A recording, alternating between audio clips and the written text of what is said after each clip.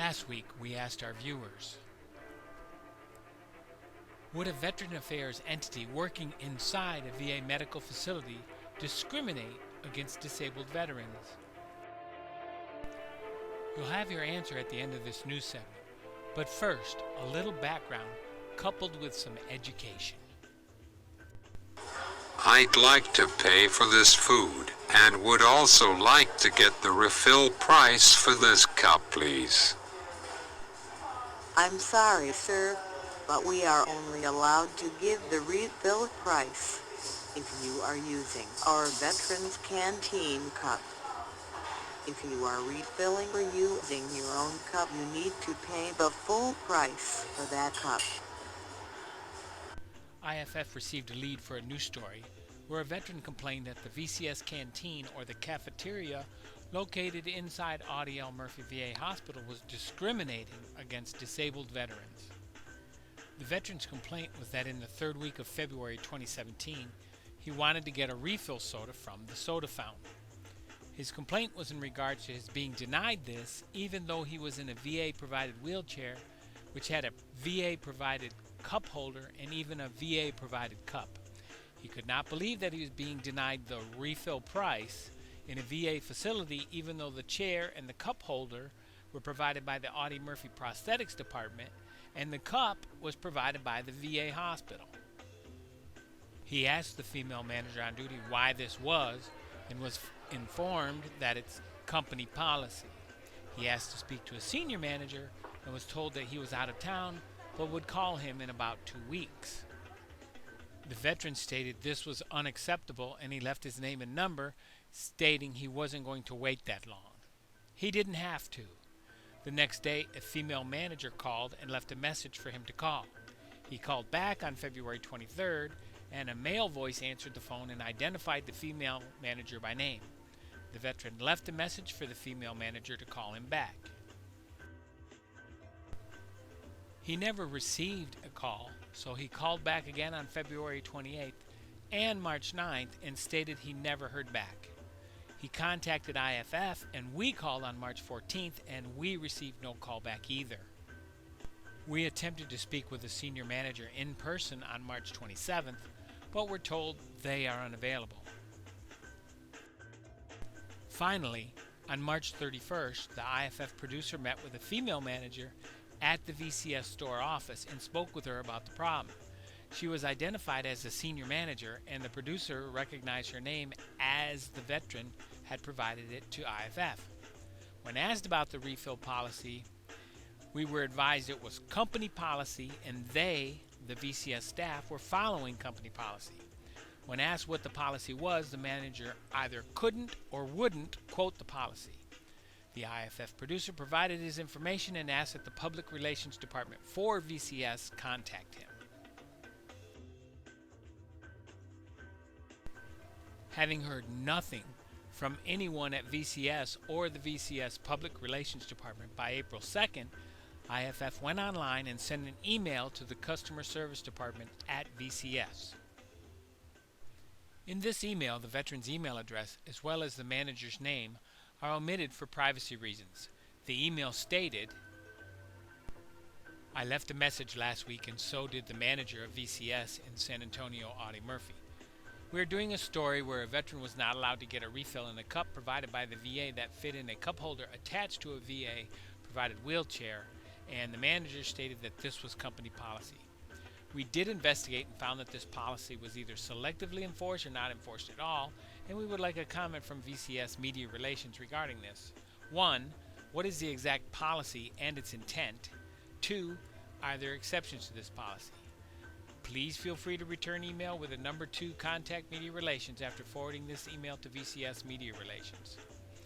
The manager states she already did this last week and no one has contacted IFF.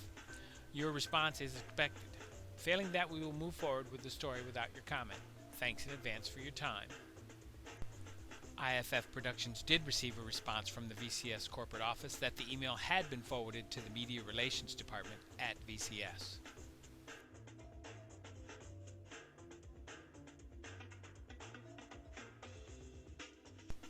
On Tuesday, April 4th, We at IFF Productions were contacted by Ray Tober, who is the executive director at VCS headquarters located in St. Louis, Missouri, and he provided us with some valuable input, which we will address later in the story.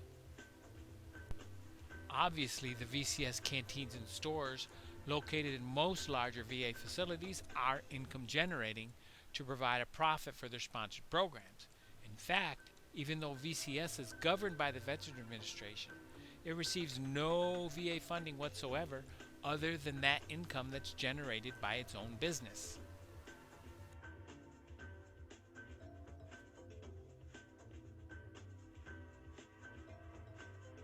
In fact, the VCS businesses, of which there are many types, not just canteens or stores, do generate funds for veterans themselves, as it explains on their website.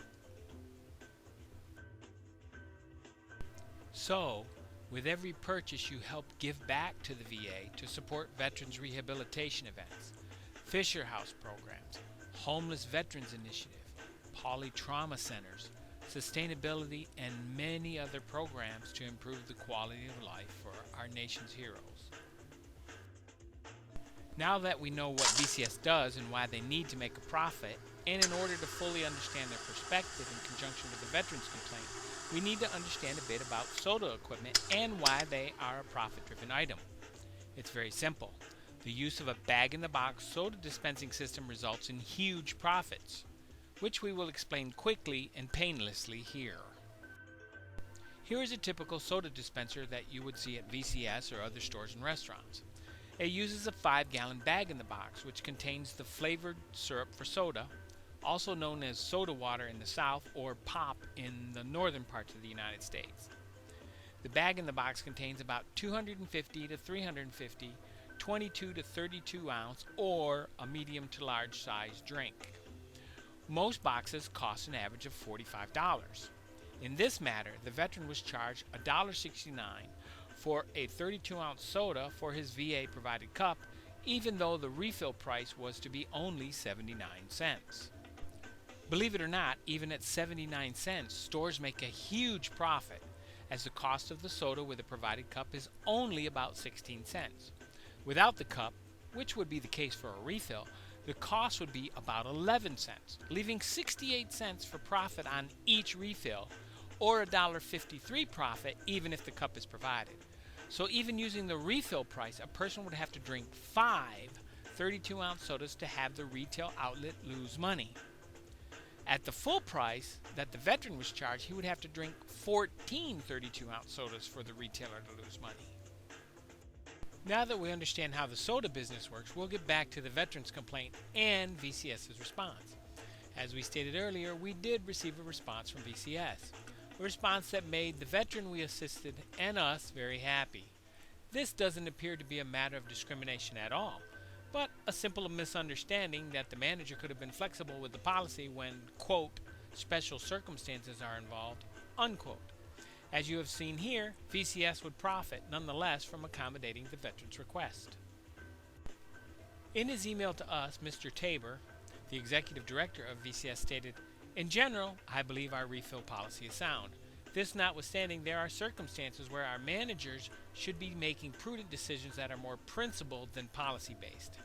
In this case, there is simply no reason for not providing the refill.